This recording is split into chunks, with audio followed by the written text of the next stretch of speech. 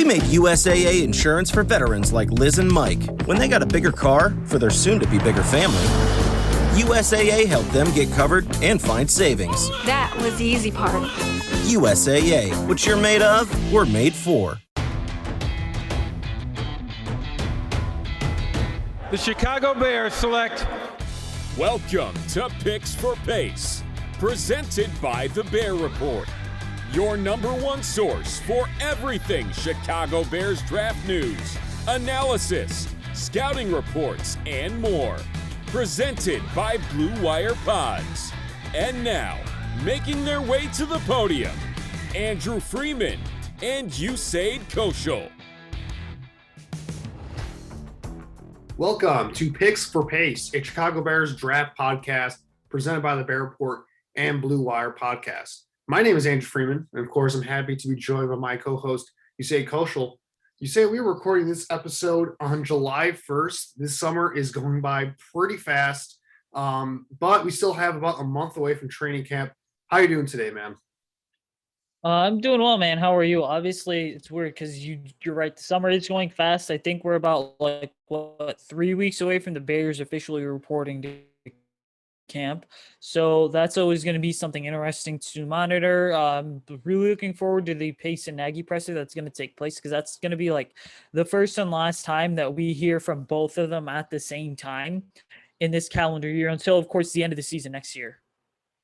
Yeah, especially Ryan Pace, because he typically doesn't do in-season press conferences, usually leaves it all up to the coaching staff. So we're going to be getting a lot of Nagy, of course, over the next coming months or so with football season kicking in gear. But we're not going to hear much from Ryan Pace soon. So it'll be interesting to see his overall thoughts on how the offseason really turned out for this team as a whole. I know they're probably going to be a lot of GM and head coach speak as to what to expect from training camp, but I'm sure the entire organization excited as the fan base is right now, because obviously they got their quarterback, and there's just a lot of anticipation as we wait for training camp in the next coming weeks, and we'll see if we have any news to report in that ongoing time here as it pertains to that. But in terms of some other news that doesn't relate to the Bears, there was some big news that dropped over this past week as it relates to college football. And this is interesting. This is something that was came at the Supreme Court level here in the United States, and that's the fact that college athletes now have full reign to earn money for their name and likeness, basically, their image and likeness, basically. And that's something that came from the Supreme Court. And it's been this way in the NCAA for a long time, where athletes weren't able to get compensation for their image as athletes, and whether that be, and really the rules for this thing have been ridiculous for a long time, and it's finally, I'd say, a good thing that we're finally getting to this point where, yes, I don't think most schools aren't going to be doing this, where these players are seen as true professionals, where they're getting like a salary or anything like that. I think the system will be pretty similar in terms of you'll be getting a full-time scholarship, but there's more opportunities for these players to use their brand really to get money for themselves. Like they can get money, I would assume, for signing jerseys, for whatever they do on social media, stuff like that. So really exciting news right there, and definitely something that's been a long time coming, I think. Yeah, it's been a really hot debate over the last couple of years. And I think when you look at it, one of the big things I'm interested to see when it comes to this is that, because we've all heard the argument, oh, well, you go to college to get an education, not necessarily to play sports. Now, I mean, I was one that when this debate, I felt like really kicked off 5 or 6 years ago. And I was always one of those people that was willing to look at both sides of the argument. But then you do hear a lot of these former players, like I believe it was offensive tackle Russell Okung, who wrote a story about how, or essentially in a story to the Players Tribune, talked about how, hey, listen, we didn't have like enough money to eat and stuff. So we had to like skip meals or something, whereas we were only put on a very strict meal plan. So I totally see why they went ahead and passed this bill. And I think it is a good initiative, because what you're doing at that point is basically giving the student athlete a voice. And you're saying, hey, instead of having to work multiple jobs in addition to playing football, or other schools, I don't even think some schools allow players to have jobs outside of football. Not at all. Right. Right. What's happening is you're basically telling the players, hey, go get a little bit extra money. You now have that opportunity. So it's going to be very interesting to see what these players do and how they do. I know Wisconsin quarterback Graham Mertz actually dropped a logo on social media of his own personal brand. And I know that a lot of players, like the Bears' very own running back, Khalil Herbert, he's a player that's got his own website and he's got merchandise and stuff. Same thing with undrafted free agent CJ Marble. Now, the key thing to keep in mind is these guys launched this stuff after they got drafted after they left college. They didn't just do it throughout college, but still in in in a time where you can make money in so many different manners, especially through social media, it's really good to see these players finally fully taking advantage of it and essentially getting a little bit something back because they do put a lot of time as well as effort into the school, not just playing sports, but also with like actual school stuff as well. Look, especially for sports like football and basketball, the two main ones, especially when you get to some of the bigger conferences, these athletes are generating a ton of revenue for not only the schools, but the NCAA and all of the surrounding economics that surround these type of big things. When you talk about the national championship series in football or the March Madness in college basketball, like all that stuff is a money-making hub for a lot of these big brands out there. And the players, I mean, yeah, the scholarship is definitely nice and definitely something that is much needed because a lot of these athletes are getting to access to academic opportunities that a lot of them might not be able to due to money reasons or other aspects right there. So that stuff is nice, but when you're generating so much revenue on that much of scale, it only makes sense to get some back in return. And this gives them an opportunity to do so. While I wouldn't think it would absolutely break the current structure of what college athletics is. So I think it's a good thing overall. And we'll see what happens of it because there are a lot of, like you said, there are a lot of opportunities for these athletes to really make money branding themselves. And that's something that's been launched by a lot of these bigger programs, especially when you look at, I think Alabama's a program, Wisconsin has a program for this, but a lot of them are starting these programs where they're basically helping their student athletes learn how to brand themselves. And you talk about Khalil Herbert having that website for himself. That's going to be something that is going to be huge. Or in Graham Mertz's case, getting his own brand, basically making his own brand, literally. So that's going to be something that's going to be really interesting to see. I'm really intrigued to see how they do this. I'm also intrigued to see whether that means we're going to be getting an NCAA football game back, which we haven't had one since I think NCAA 14, launched by EA, which is kind of considered one of the greatest football games ever made. So I'm kind of excited to see whether we're going to be getting a game in the future potentially, because Madden's become so. I don't know if you're a video game person or not, you say, when it comes to sports games, but I've kind of had a love-hate relationship with some of these EA football games. Like Madden's just been so stale for a long time, but I'm excited to see what opportunities come of that going forward. Yeah, I was watching my brothers play Madden last night on the PS5, and listen, I like Madden. I used to play it as a kid, but the reality of the situation is that the older I've gotten, the game's just really lost its lasting appeal because I feel like they put so much time, effort, energy, and even money into the graphics that it almost just takes the fun out of what the game really used to be. And then just talking about the NCAA 14, I believe that, or the video game, I believe there was a statement that, or something came out. I think it was actually our very own writer, Montel, who dropped this on Twitter. He's just like, oh yeah, the game's officially coming back. And then the news broke and EA was just like, yes, it is coming back, but they're just still working through a lot. So very good to see the game come back. I know in the old versions of the NCAA games, they used to have to use fake names and stuff because they couldn't use the actual names because then you would have to pay the players. But all in all, man, just this name, image, likeness thing, it's been something that's been a long time coming. There's been a lot to work out. Now, there's still obviously going to be debates because, again,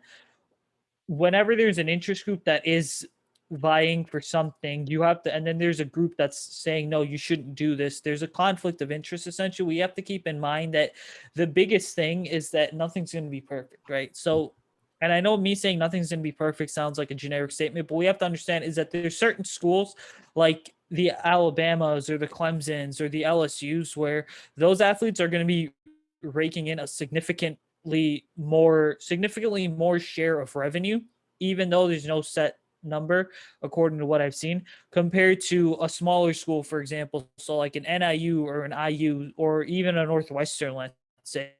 So how much these guys earn is going to be really interesting to see, because I do feel like it is going to impact the college in such a way where certain players are going to say, okay, you know what? I'm going into my last year. I don't have anything to prove. I'm just going to opt out and focus on essentially my personal brand, which is my own business, is what they just might decide to do.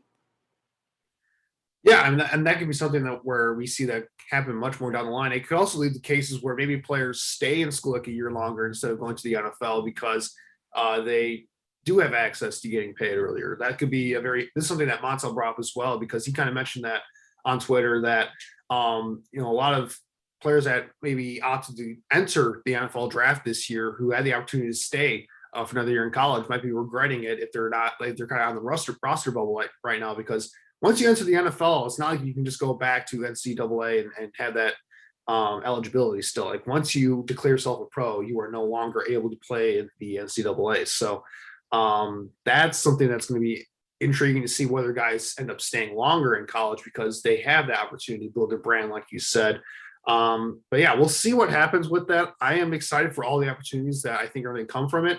Obviously, I think it does favor some of the bigger schools more, but I mean, the NCAA is already so skewed into favoring bigger schools, bigger programs anyway, that I don't think it really tips the balance of the scales of, how good teams are going to be anyway in terms of the competitive balance or whatnot. So a lot of interesting stuff there. I think we can talk about that all day, you say, but we have another thing to discuss on this podcast today, and that's kind of, I wouldn't say wrapping up our series of draft reviews for the Bears over the past few years, but kind of looking at Ryan Pace and his tenure as a GM as a whole, and kind of stamping in exactly how he's done as a drafter during his tenure here as the Bears general manager. Now, he's been here, 7 years now? So I think he's had 7 drafts as a GM so far. So there's definitely a big sample size where we get to see, how good he's done in relation to other GMs, what his process is like, some of his tendencies that he has as a drafter and really as a football executive as a whole. So kind of get all that here for this episode. And what we'll be doing for this is kind of breaking this down into 3 sections for you and how we're going to be evaluating Ryan Pace. So this is what this podcast today is all about, evaluating Pace and how he's done as a drafter. The first thing we have to look at is his trading process. What is his process trading down, trading up? Is he giving up too much value in this cases? Some of the important stuff there. Secondly, is he balancing the tendency to go for need positions, or is he going after positions of value? Those are some of the things to kind of balance there. Are you going too much for need where you're reaching too much, or are you going too much where you're valuing positions of value over positions of need? And then the overall evaluation, how has he done as a drafter as a whole in terms of finding talent? How does that compare to other GMs? And then combined with his process, how would we grade Ryan Pace as a drafter as a whole? So before we get into all that, we're going to be starting off with his trading process. Before we get started, we're going to take our first break of the show, get a word in from our sponsor real quick. And then when we get back, we're going to be talking all about trade ups and trade downs and Ryan Pace and his aggressive style. We made USAA Insurance to help you save. Take advantage of discounts when you cover your home and your ride. Discover how we're helping members save at USAA.com/bundle. USAA. Okay, so kicking off this podcast here in terms of talking about Ryan Pace and evaluating him as a drafter, let's start off with his trading process. Now, Ryan Pace, I don't think it's a secret here. You say he has been uber aggressive in trading up during his tenure as the general manager, especially starting from 2018 and on. And he's been accused of being panicky at times, especially when you look at some of the trades for Rich Trubisky was one that was definitely something where you could definitely see him being a little bit panicky to get his guy in that draft. And again, there's a lot of evidence to support this. It isn't just about one incident with Ryan Pace. He's done this a ton as GM here. Fun fact, he's traded up at least once in every single draft since 2016. Remember in 2016, it was for Leonard Floyd and then Mr. Trubisky in 2017. In 2018, he traded a future pick for Anthony Miller. In 2019, obviously trading up for Darnell Mooney and Travis Gibson. 2019, that was David Montgomery. And then 2020, it was Darnell Mooney and Travis Gibson. And then 2021, this past year, trading up twice for Justin Fields and Tevin Jenkins. So he has been trading up a ton. And unfortunately, when you're trading up a ton, you're giving up a lot of assets. And he isn't trading down a lot to supplant that or to make up for that. So his day 3 trade this year, where he traded back to get an additional 7th round pick this year, that was actually the first time he's traded down since 2017. So you can clearly see it here. You say lots of trades up, lots of trades down. And, there are some rewards potentially to be had when you're that aggressive, but there are definitely a lot of consequences and risks to be had when you're being that aggressive to pursue talents higher in the draft. Yeah, I think, and you summed it up perfectly, where Pace's aggressive nature either really helps the Bears because it helps them land players like long-term building blocks like Tevin Jenkins and Justin Fields, or what it does is it really bites Pace. And then as a result, you end up with players like Mitch Trubisky and Adam Shaheen. But I have to say this, is we have to understand that windows in the NFL are really small. And when you look at the Bears, when Pace first got here, it was very clear that they needed a full-scale rebuild. And it was also very clear that Pace drafted the quarterback where he did back in 2017, because ultimately he knows that windows, like I said a moment ago, in the NFL are small, and that really the modern NFL is all about maximizing you hope you hit on a quarterback, essentially a rookie quarterback, in what is considered to be a 5-year window, because that's the standard contract with a 5th-year option for any first-round pick. And so really what Pace is doing, and Pace's aggressiveness, it's always been in a win now mode approach. And I think if you look at another team, the New Orleans Saints, they're exactly a team that operates with this mantra as well. Whereas if you compare Pace to other GMs that have been signed over the last couple of years, or just other GMs in general. I mean, you look at the Jets with Joe Douglas, that the Jets, they didn't try to necessarily Joe Douglas. He's never really accelerated the rebuilding process. I mean, he's been patient. Another name that's been patient is Colts general manager Chris Ballard.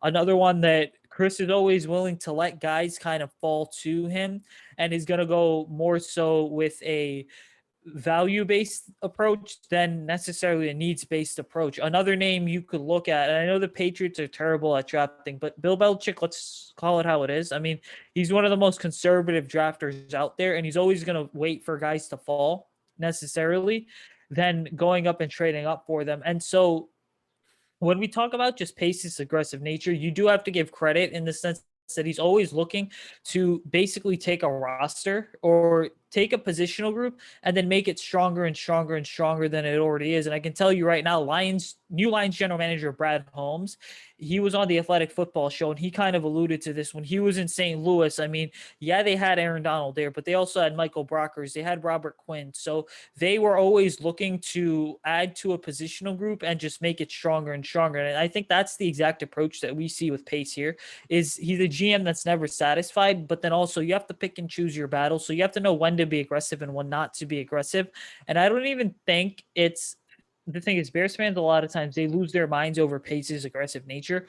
I don't even think it's necessarily the aggressive approach. I think more so fans have issues with the players that he picks than the necessarily aggressive approach, because Pace's aggressive approach is also about quality versus quantity. Well, yeah, like you said, I mean, if you're going to be trading up as much as Ryan Pace does, like it reduces your margin of error certainly a little bit. And the players that you do pick with those trade ups, you better get it right, because if you don't, it can have long-lasting effects on your franchise beyond just, oh, we didn't get the pick right, so be it, we'll get it right the next time. Like, no, because you're giving up other draft picks and other valuable draft capital there to make that happen. So you're losing out on players that potentially could have filled depth for you or been quality starters for you, and that impacts the rest of your team as a whole when you go up and make those selections. So if you're going to trade up, you better get it right. Now there can be a little bit of an exception there for quarterback, because quarterback is such a important position. Like, if you believe that guy's going to be the dude for you, like, go up and get him, because a franchise quarterback brings so much value to your team that pretty much any cost given up to get that guy I'm usually fine with it as long as, again, as long as you get the guy right. And unfortunately, Ryan Pace ran into a situation where he did that and got the pick wrong. But we'll see what happens with Justin Fields here. But just to put this all into perspective, you said I went back and looked at all of the trades that Ryan Pace has made in his draft history here. So let's start with the trade ups, because we've been talking about this over the first portion of this podcast here. Ryan Pace being aggressive, this is what he likes to do. In his 7 years as a GM here with the Bears, he's had 10 total trade ups in the 7 drafts that he's had here. 10 trade ups. And you look at the net picks he's given up in these trade ups, 13 picks giving up. And then according to the Rich Hill chart, which is what I use for pretty much all of my draft trades, whenever I do mock drafts or anything related to that, you look at the net value given up according to the current Rich Hill chart. 89 draft points, so to speak. I'm kind of using quotation marks there for that.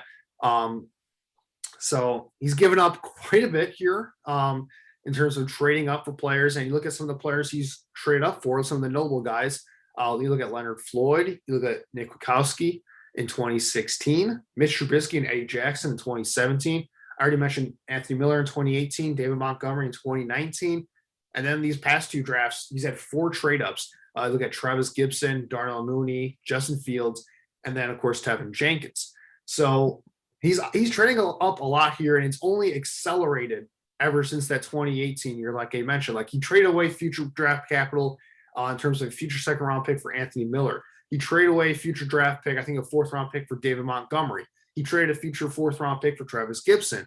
And then he gave up multiple picks for Darnell Mooney, and, of course, giving up a future first-round pick for Justin Fields. So one of the most notable things here for Ryan Pace is not only is he giving up a lot of picks and a lot of value here, a lot of it is future value, because one of the things when you're giving up future value is, at the time, a lot of GMs devalue future picks in terms of the draft charts because, they don't affect you in terms of impacting you right away. So smart GMs will try to trade for future picks if they're in a more of a patient value-based approach, because while it can be seen as discount value at the time, that pick becomes valuable for you down the road because you're getting that surplus value of draft picks. So if you're trading for a future first round pick at the time, it may seem like you're getting like an extra second round pick in terms of value. But then again, you're getting a future first round pick for it. So if you're patient, it pays dividends in the future. So that's the problem with Ryan Pace here when you look at all these trades. You're giving up a lot of value because, especially over the last couple of years, he's been dipping into the future quite a bit to give up future draft picks to get his guy.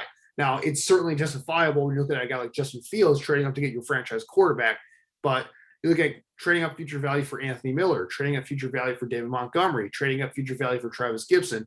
After a while, that's going to create issues for you down the road, and we're starting to see it right now. I mean, you look at the picks that the Bears have next year, they have only a 2nd or 3rd round pick, but no picks in the 1st or 4th round. And then the rest is just day 3 picks, which whatever at that point. So, when you do that quite a bit, it does create scenarios where you kind of have less meat on the bone, so to speak, to really add value in the draft.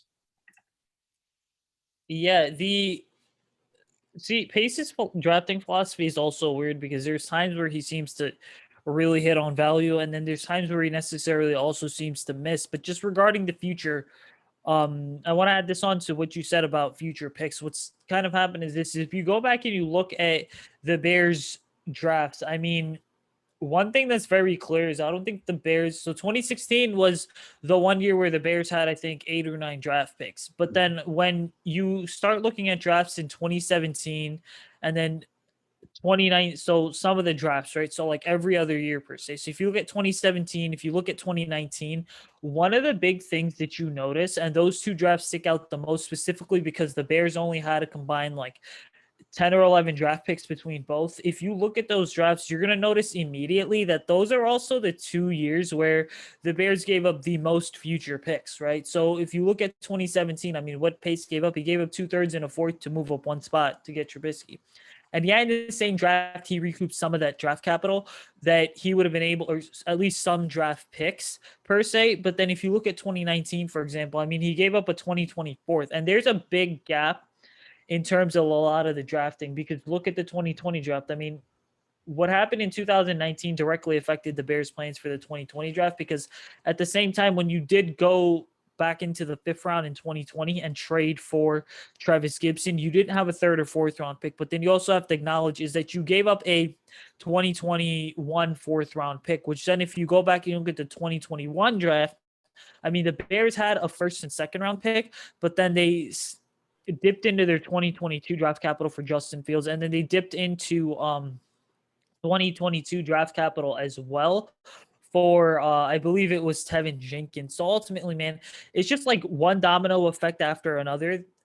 And then in terms of roster building, we see that there's only, I think, 3 or 4 players outside of the rookie class. I think only Cody Whitehair and Khalil Mack are the 2 guys that are under contract right now through 2024 for the Bears, which again, I know it's 4 years away, but it's going to get here faster than you think. And then it's like you look at this year. Pace's aggressiveness really forced the Bears to slow down in terms of free agency this year and roster building. So I believe they only had like 36 players under contract. And more so what it was that his aggressiveness essentially led to the Bears having to be super conservative this offseason. And instead of going ahead and re-upping a guy like Allen Robinson, what had happened? Well, you used the franchise tag, which was the last resort, but then you also made a smaller of number signings to just shore up depth on the roster, because this aggressive philosophy also led to a major lack of depth on the roster throughout 2019 and 2020. And that was visible because there's certain positional groups. Take a look at like offensive line, for example. Cornerback is another one. Certainly you could even throw defensive line in there with Brent Urban and Roy Robertson Harris now gone. Those were positions that, Pace drafted some of those guys over some players at that position over the last couple of years. But really what's happened is that those guys either haven't been developed or they just have not panned out, or inking these guys to these cheap 1-year deals is a short-term Band-Aid solution. It's going to do nothing for you in the long run. Yeah, and to kind of add to that, you look at some of the players that Ryan Pace has missed on in terms of like the players that you could have had with the picks that he did have, but decided to trade him for getting his guy, so to speak.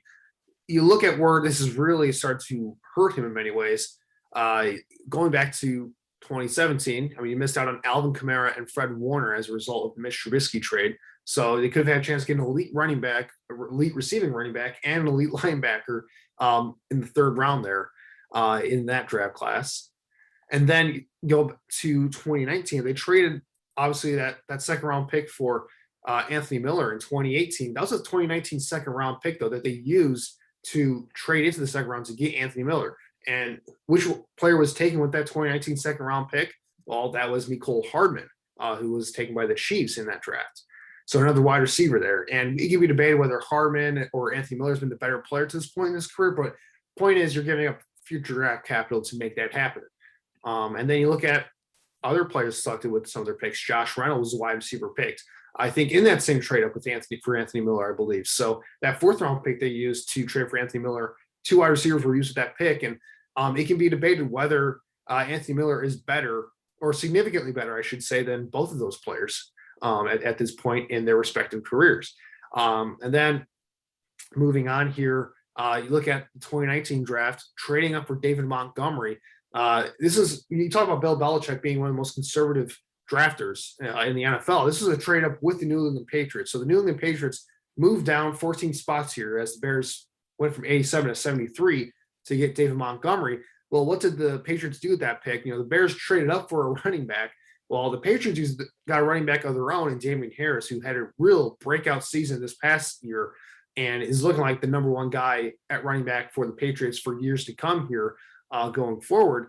They get another running back in the 3rd round. They're trading down, and they get additional draft picks as well to use for future drafts. So it's that thing where, again, Ryan Pace being aggressive, trying to get his guy. David Montgomery's been a good player, but can we say with any certainty that he is a significantly better player than Damian Harris at this point in their careers? And for the running back position, doesn't really make that much of a difference anyway, because running backs, they're really, once you get past the top 5 guys, there really isn't much big of a difference when you look at 6 to 32 in terms of overall impact that your running back is making. So that is where it gets a little bit dicey here with Ryan Pace and his trade ups. Now, with that said, he has traded down a few times here in his tenure as GM. We talked about in this past 2021 draft, trading down to get Khalil Herbert and Kyrus Tonga late on day 3 in the 6th and 7th round there. But before that, only 3 trade downs in total. And all of those were in 2016 and 2017. You look at the picks gained, they gained 6 picks from that and 49 draft points, according to the Rich Hill chart, though. So when he does decide to trade down, Ryan Pace does get good value for his trade downs.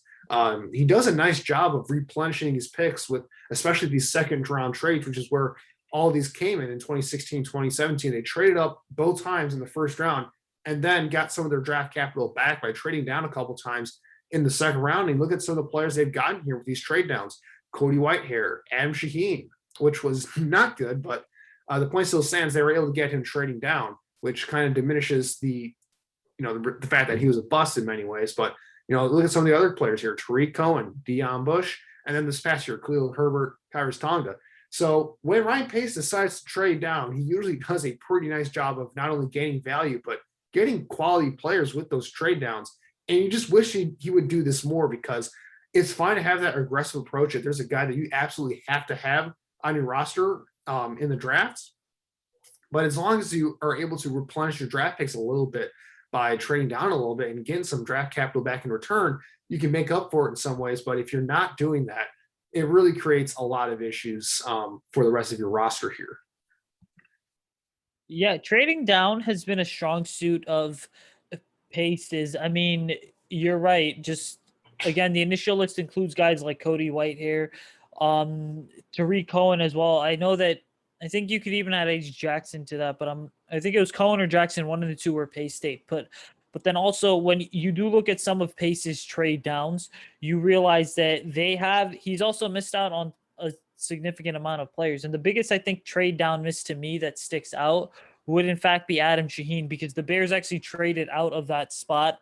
Originally, I think they were scheduled to pick like 33 or 36th overall in the second round. And then you miss out there. And instead of taking a guy like Budda Baker, who the Arizona Cardinals took in that original slot, you ended up taking Adam Shaheen. So Pace, when it comes to trading down, I always say that you can't rely on Pace heavily to trade up, because he's going to give up probably more picks than he should. And I think that just looking at the way the NFL is trending in terms of trade ups, we realize that, look, the 49ers, they just gave up, effectively, they swapped first round picks, but then gave up 2 future firsts as well to move up to 3rd overall and take Trey Lance. And that was just a move that was 9 spots up the draft board.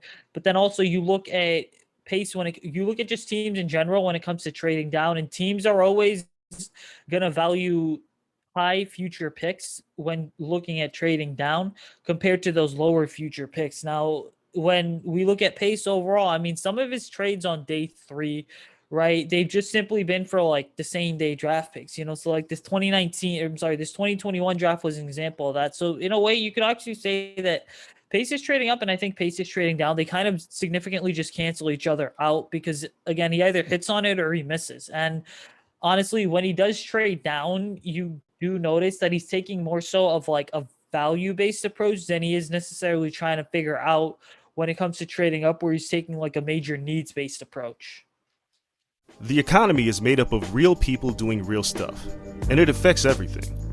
Which you obviously know since you're a real person doing real stuff. Marketplace is here to help you get smart about everything beyond the what of the day's business and economic news. We dig into the how and the why with the real people driving our economy. From big tech and interest rates to small businesses and what's happening at the Fed.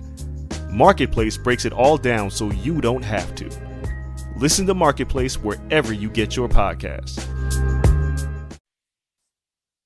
Yeah, and you talked about that value versus need approach. I think that's a good way to transition to the next aspect of evaluating Ryan Pace here, and that is balancing addressing positions of need with addressing positions of value. So one important aspect of drafting is drafting positions of value, which I kind of mentioned here, especially early in the draft. So what are we talking about here when we talk about positions of value? So these are like the 5 main core positions in terms of really impacting the outcome of games here in the modern NFL. You're talking about quarterback, offensive tackle, pass rushers, cornerbacks, wide receiver. Those are the 5 most important positions in today's NFL. And there are some other positions that you can make an argument for, like a covered safety is definitely valuable, I think, in today's NFL, especially for certain schemes and certain defensive systems. Certainly, you can never go wrong with offensive line depth, even in the interior. even though those guys are a little bit more replaceable. And then maybe tight ends there if it's really a tight end of really special significance, like a Kyle Pitts, for example, in this past year's draft. But it shouldn't be a coincidence that all of these positions that I just mentioned here impact the passing game. The passing game is king in the NFL right now. And if you're not finding ways to really up and improve your passing game, you're not really doing what's necessary, I think, in today's NFL. Now, it's fine if said pick is a luxury pick because if you're picking a player who may not be a position of need, but is at a position of value, that's a little bit more of a luxury pick. But it's fine because, again, these are the most important areas to address on your roster. You have to be strong at these positions if you want to win sustainably in the NFL for a long time. So you can never have too much talent here. You can never have too much depth here. You talk about Brad Holmes with the Lions with his time in Los Angeles. You said talking about how they wanted to make their defensive line stronger because that was the strong point of their team. It's the same philosophy here. Those are the 5 most important aspects to address, the 5 most position groups to address on your team. You want to make sure that you're strong there year in and year out because that gives you the best chance of winning. You can have holes at other spots like running back or nose tackle or linebacker, for instance. But as long as you have those areas of your roster figured out, you can, deal with some weaknesses in other areas and still be okay. I mean, that's been something that a lot of these teams, when you talk about the Baltimore Ravens, when you talk about the Chiefs, that's something that they've figured out in their team building strategy. Those are the key areas we have to address. If we're strong in those areas, we can make up for it elsewhere, even if we have talent deficiencies at other spots. So now with that said, drafting for need isn't necessarily a bad thing either, but you have to understand, again, it's important to understand the value of every selection. So while addressing needs are important, you don't want to reach for players or take positions that have little impact too early on. So tight ends, they don't have a lot of impact early on in their rookie contracts. So it takes these guys 2 or 3 years to really get going in the NFL. And I'll use another example here. The Giants taking Saquon Barkley 2nd overall in 2018. Saquon Barkley is a fantastic player. He was an amazing prospect coming out of Penn State. He was in need at the time for the Giants, but running back isn't going to create the type of return on investment needed to justify that pick, especially for a rebuilding team, which is what the Giants were at the time. Because running back, again, like I mentioned, unless you're finding that elite running back, isn't much of a difference between the top running backs in the NFL from an average starting running back in the NFL these days. It really just isn't at this point. Even if Saquon Barkley was that special type of player, he isn't going to be having the amount of impact on winning necessary of a guy like maybe like an edge rusher or a quarterback or even an offensive tackle even. So with that said, I mean, you got to look at this from a Bears perspective too. Drafting Roquan Smith at 8 might have been a need pick at the time, not a position of value necessarily, but I think that can be justifiable due to Smith's status as a prospect and his skill set matching the modern day game as a coverage/speed linebacker. So this brings us to Ryan Pace, who has a tendency of attacking positions, like you kind of alluded to, you said, where he will sign a bunch of players in free agency, really add to a position group in volume, and then will draft that position highly to overcompensate that spot being a weakness the year prior. So that's something that Ryan Pace has done routinely here as GM for the Bears. And he's done that a lot recently. It's really interesting when you talk about the outcomes between need versus value. Where do you sit on that? You say it in terms of addressing needs versus addressing value, because I tend to lean more towards you wanting to address positions of value more so.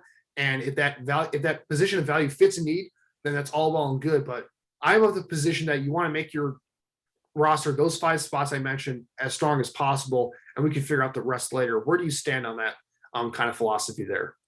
So my whole thing is this, and it's pretty much saying the exact same thing that you said, but just in different terms. I believe that when you look at the NFL draft, there's 2 things you have to keep in mind. Is every single year you're going to go into the draft with needs, but the depth of a draft class dictates the value of a position as well as how you address that need. And I believe that needs can be directly addressed if you value the value of a position. If you value basically is what I'm saying here. And when you alluded to Saquon Barkley, for example, so yes, Saquon Barkley was considered to be like the next big thing at running back. I mean, he's openly said that he watched Adrian Peterson growing up, but then also if you look at and again, I'll just use the first round here. What tends to happen is oftentimes, that quarterbacks in any draft are going to dictate the conversation. I mean, this past NFL draft, the quarterbacks essentially dictated how the entire first round shook out. But if you go back and you look at like the 2018 draft, for example, yeah, you had 5 quarterbacks go in round 1 that year. But what was also very interesting was that you did have a couple other blue chip prospects. You had Saquon Barkley, you had Quentin Nelson. Now in the Giants case, in every team, every situation, every scenario is different.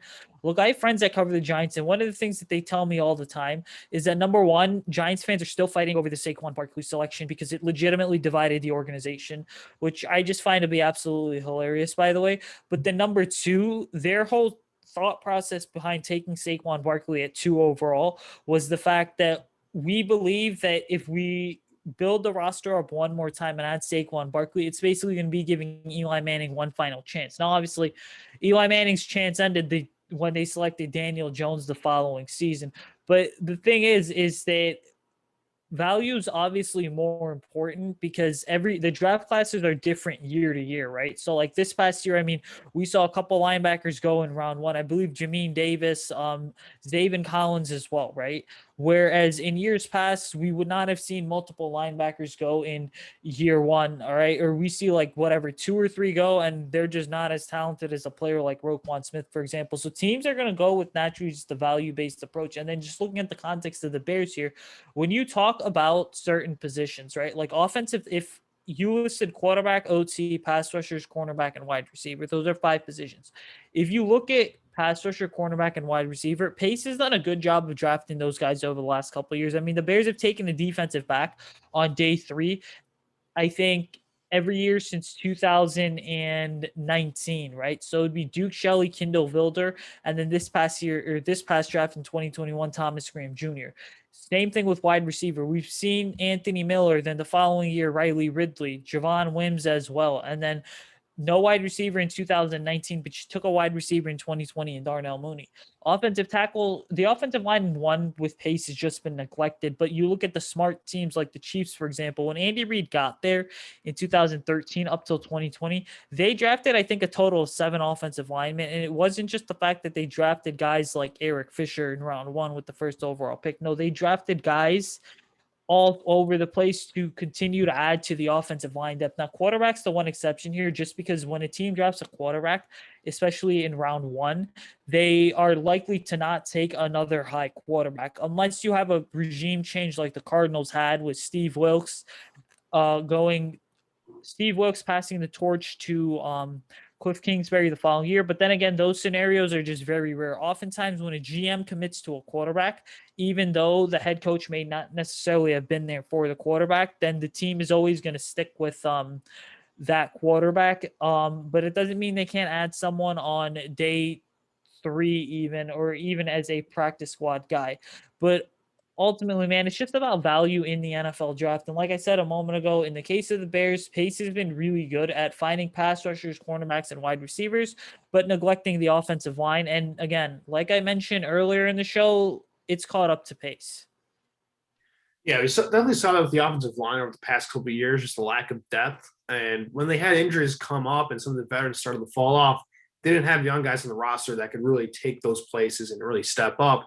And that forced Ryan Pace again to kind of emphasize the position in this draft, trading up for Tevin Jenkins and then getting Larry Borum in the 5th round. So that we saw again that Ryan Pace, because he neglected the position for so long, he had to overcompensate by being aggressive to address the position in this year's draft. So this is what happens when you have a faulty process. It forces you to have to be aggressive at certain times and really trade up and be aggressive and reach for needs sometimes to fill in the gaps, so to speak. So I look at this here for Ryan Pace. Like you said, he's done a nice job, I think, of addressing positions of need in some areas in terms of, like you said, getting that wide receivers and defensive backs late in the drafts, like pretty much every single year. That's fine. You can never take too many flyers on day 3 for those type of guys. But you look at what he's done in the first 3 rounds as the general manager here of the Bears.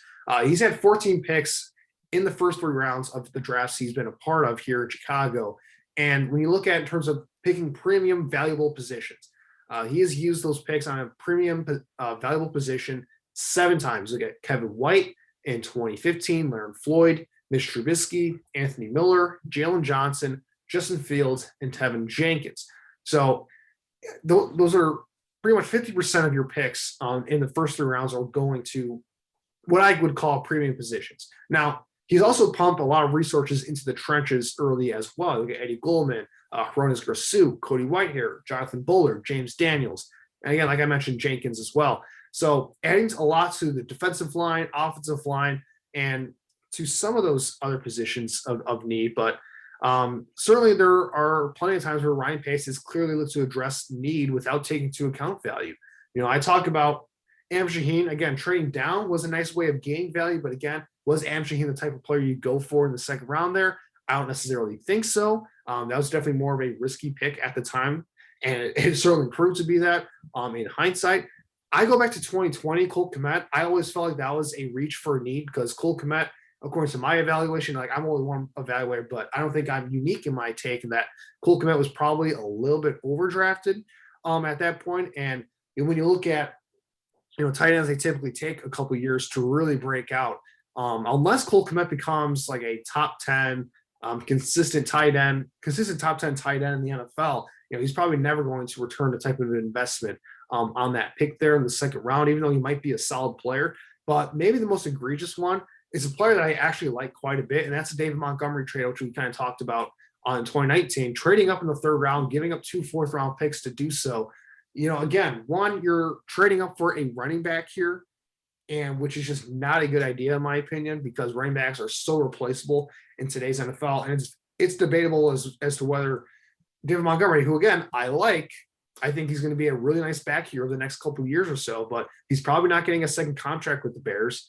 And what does he bring to the table that's more than a guy like Damian Harris, who had a really, really good year last year? So I think David Montgomery is probably a better player than Damian Harris, but I'm just saying like the difference isn't that much where I'm willing to give up 2 fourth-round picks to get a David Montgomery, even though I like him quite a bit. So that's the thing here with Ryan Pace when you're trading up like that and attacking positions, so to speak. You're not gaining a lot in terms of value because you're trying to overcompensate weaknesses on your roster by addressing needs instead of being patient, staying patient, and addressing value. And that's where kind of the problems come for Ryan Pace in terms of the need versus value aspect of things. This episode is brought to you by ESPN Plus. Dustin Poirier and Conor the Notorious McGregor will settle the score at UFC 264 on Saturday, July 10th, exclusively on ESPN Plus. After Conor McGregor defeated Poirier in 2014, Poirier evened the score in January, setting up the most highly anticipated rubber match in UFC history. UFC 264 is exclusively available to ESPN Plus subscribers for $69.99. Or sign up now to get UFC 264 and an ESPN Plus annual plan for $89.98. Visit espnplus.com/Spotify. Yeah, I think when you get Pace's overall draft history, I will say this, that, okay, so first round has been so underwhelming. I mean, second round's been a bit better because if you do look at the Bears roster right now, there are some building blocks per se, or just key parts of the roster that were drafted in the second round. Now you look at it, I mean, Cody Whitehair is one, James Daniels is another, and then certainly Eddie Goldman was also a second round pick. Then you have Jalen Johnson. Now, Cole Kmet as a second round pick is very interesting because it's very clear that there's a stark divide between Cole Kmet for the local people or just people that were, let me just put it this way. There's 2 groups of people. There's the national media that some people like NFL Network labeled Cole Kmet as possibly being a first round pick. But then you had everyone else that was not national media. That was like the local guys that were like, okay, well, Cole Kmet's not necessarily, he's the best tight end, but he's not worthy of a first round pick.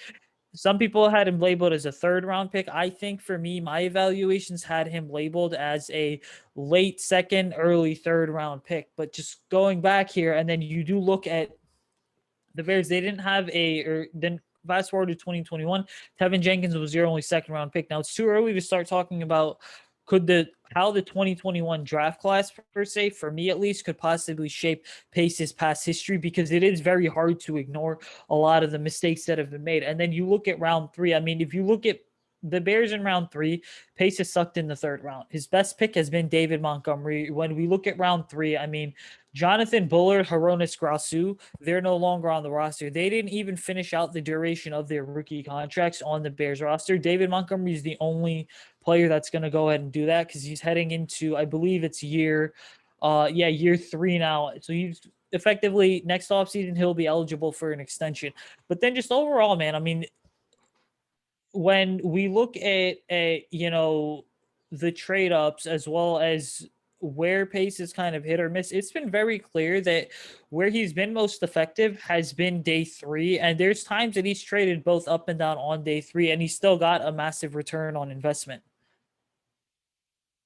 Yeah, and that kind of brings us then to, I guess, the final portion of evaluating Pace here, and that's how he's done actually in terms of who he's drafted here, because we can talk about process all day long, but Pace, at the end of the day, when you're looking at the draft here, you want to get good players here with the picks that you have. And Ryan Pace, I think if there's one saving grace for Ryan Pace is that for the most part, he does have his flaws. I think certainly look at some of the first round misses he had, especially early on, have been a detriment to him. You talk about his 3rd round struggles, but for the most part, Ryan Pace has been very good at finding talent. He clearly has an eye for talent, and I think that served him well in getting a lot of contributors for this team. Most analytical models, when you look at grading drafts as a whole, they've placed Ryan Pace as an above average to even top 10 drafter in terms of finding talent in relation to draft capital utilized and where you're drafting set of players. So like you said, I think he's been at his best in round 2.